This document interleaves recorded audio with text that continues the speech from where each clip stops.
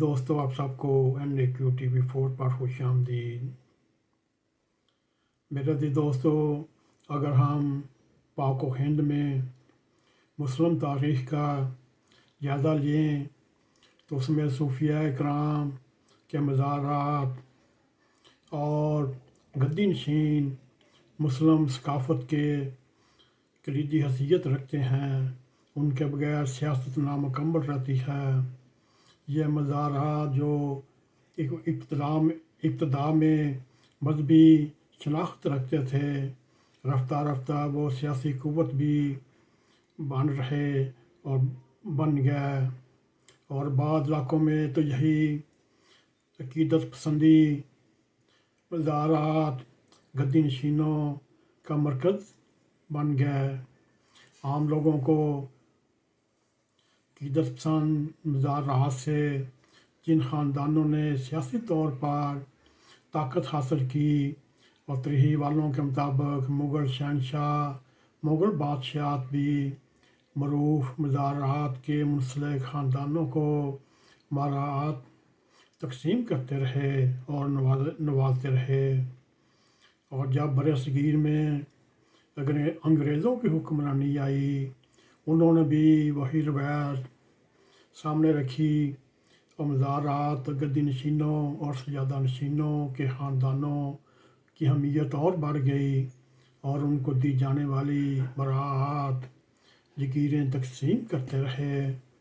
میرے عزیز دوستو، برصغیر میں مزارات گدی کی تاریخ پر تحقیق کرنے والے ایک ماہر کے مطابق مغل عہد کے دوران سیاست نہیں بہت سے عام سجادہ نشینوں کے ساتھ گہرے تعلقات قائم کیے۔ نشینوں کے ایک خاندان جو اس وقت قریشی پر ہمیشہ اعتماد اور بھروسہ کیا، انہوں نے بھی گدی نشینوں مزارات کے نگرانوں کے ساتھ اپنے اسپیشل تعلقات رکھے۔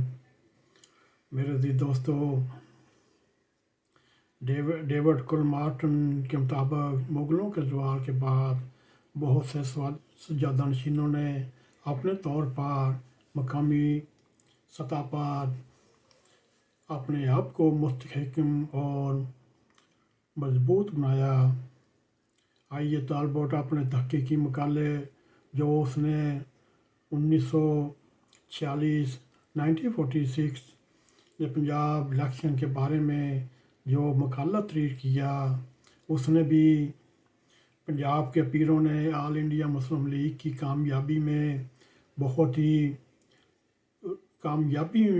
ہی رول ادا کیا، کیونکہ دیہاتوں میں ان سجادہ نشینوں، ان پیروں اور مزارات کے متولیوں کے دیہاتوں میں بہت ہی اثر و رسوخ ہوتا۔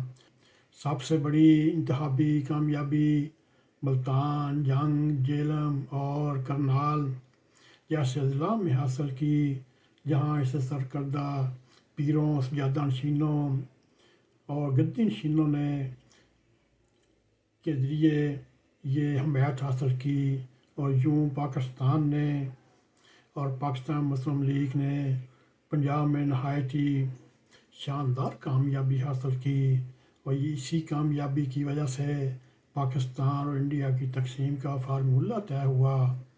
میرے عزیز دوستو، ہم نے کوشش کی، وہ ہماری اس مضمون کی تیاری میں کوئی خاص تیاری نہیں تھی، ہم پھر بھی جیسے ہوا تیسے ہوا آپ کے سامنے پیش کیا۔ میرے عزیز دوستو، آنے والے وقتوں میں ہم آپ کو یہ ضرور پروگرام پیش کرتے رہیں گے کہ برصغیر میں، خاص طور پر پاکستان میں عقیدت کی سیاست کیا ہوتی ہے، اور عقیدت کی سیاست کیسے کامیاب ہوتی ہے۔